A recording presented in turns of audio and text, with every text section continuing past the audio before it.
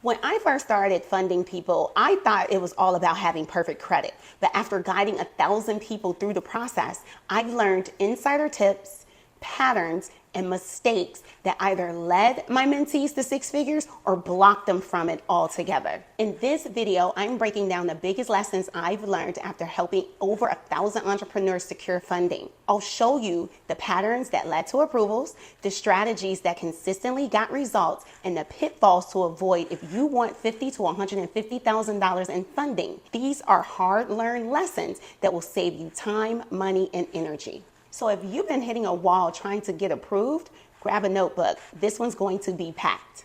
So the question now becomes, what did the most successful entrepreneurs have in common when getting approved for business funding? When I take a look back at the mentees who consistently walked away with approvals, there were clear patterns.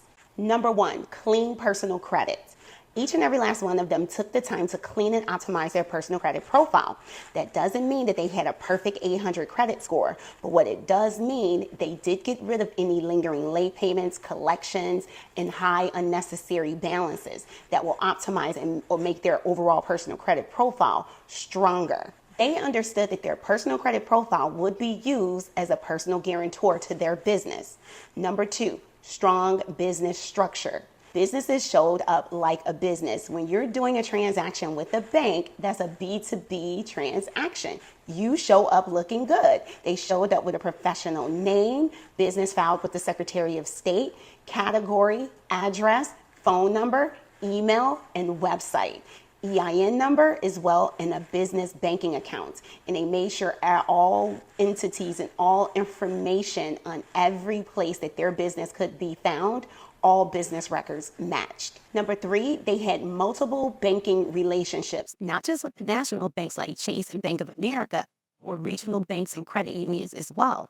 They took the time to cultivate those relationships by increasing their internal banking rating with them. For instance, like if you're with Navy Federal, in order to increase your internal banking rating with them, you should have a checking savings direct deposit as well as a secured loan product with them. That will take you from zero internal credit score with them to their highest, which will unlock high credit card and loan approvals. Relationship banking is key.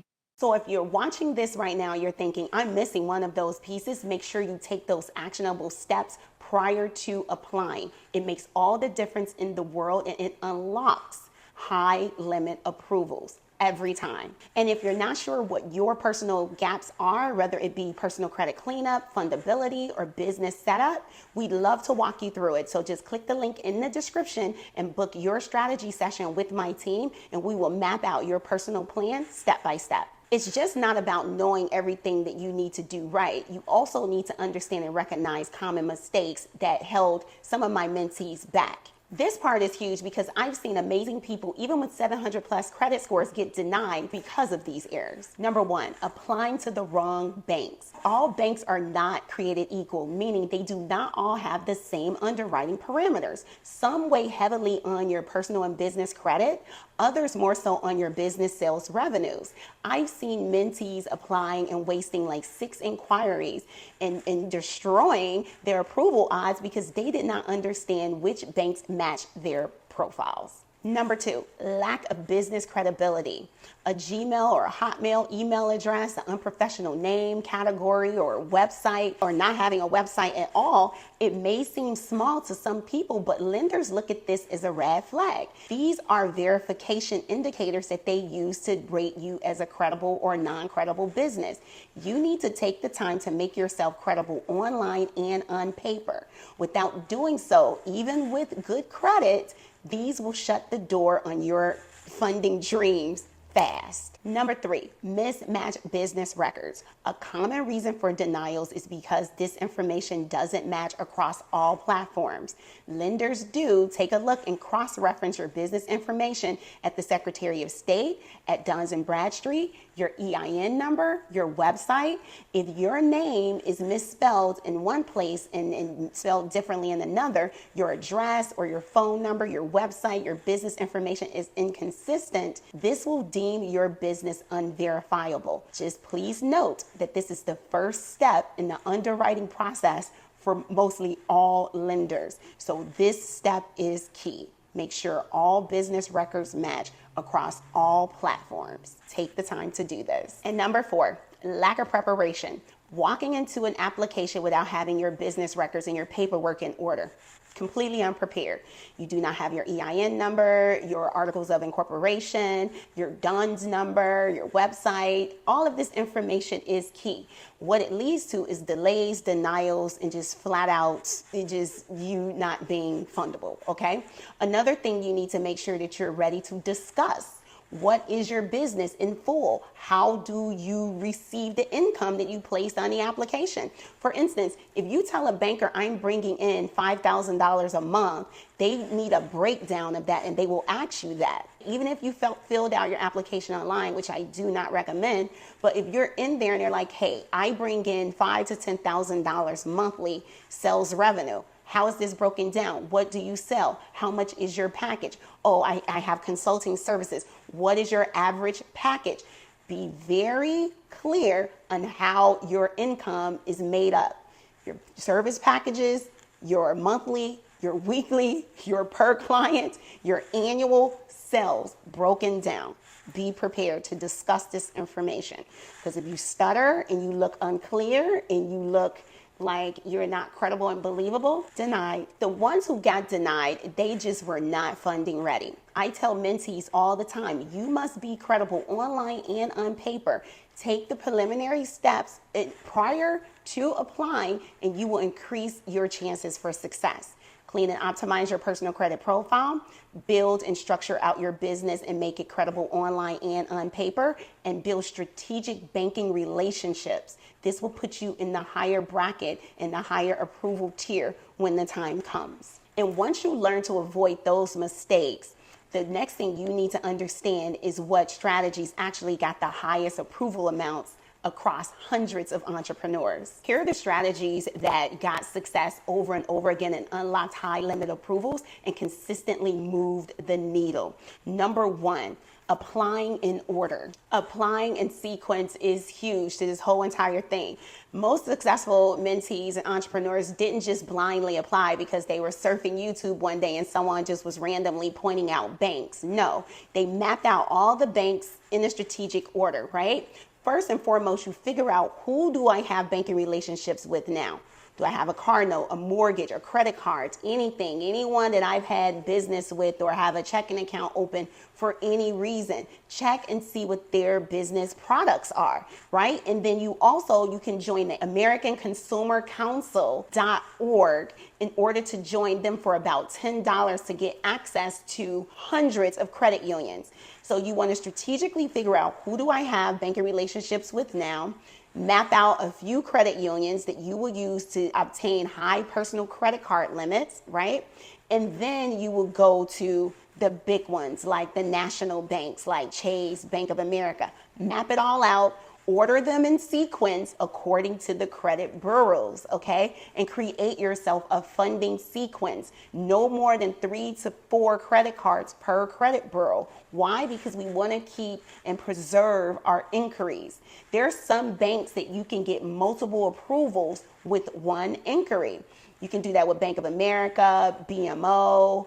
So in doing so and understanding this strategy will help you with higher approvals and help you with more funding than not. Number 2 is leveraging your banking relationships. Apply and check who you have relationships with first. And then if you have a bank that you're like, hey, I want to take advantage of Chase's $100,000 0% interest credit card for 12 months that they have, you will go over there and you will build a relationship with them. You would do this by opening up a checking, a savings, allowing direct deposit to flow through. This will unlock those high limits, right?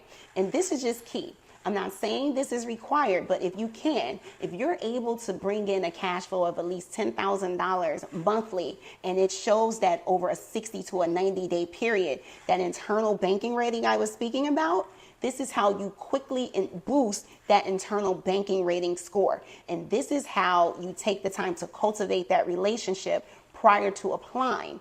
The difference is if you want to get a higher credit card limit with, say, hypothetically speaking, like Chase, if you just prematurely apply and you didn't cultivate the relationship, you could get approved for $15,000. But if you took the time to cultivate the relationship, that same approval could very well be $60,000, $75,000. My mentees consistently get higher approvals from Chase. Which brings me to number 3, taking advantage of 0% interest credit cards, 0% funding. Map that out. Okay, you can go to ibanknet.com and you can just take a list of all of the top banks and you can check to see who has the 0% interest credit cards. Mostly all of them do, okay? The national and the regional banks typically are the ones with the 0% interest credit cards, anywhere from 9 months to 20 months. You got United Community, you have Bank of America, you have Chase, PNC, Truist, BMO, US Bank, mostly all of them, Citi cards. You could go to credit boards to find out what credit bureaus they pull from and create yourself a funding sequence. Amex, okay, 0% interest credit cards there.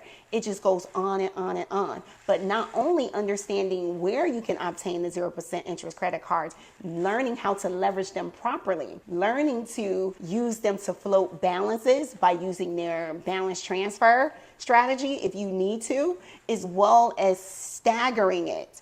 Do not just run out and go get 7 0% interest credit cards and you don't have a plan for the money. Number 4, fundability hacks, like lowering your credit card utilization. Anything below 30% will not harm you, but it will not help you either. So get it below 10%. This increases your score and it strengthens your overall credit profile. Another hack is removing multiple names, addresses, and your personal information on your personal credit profile. This make you look consistent.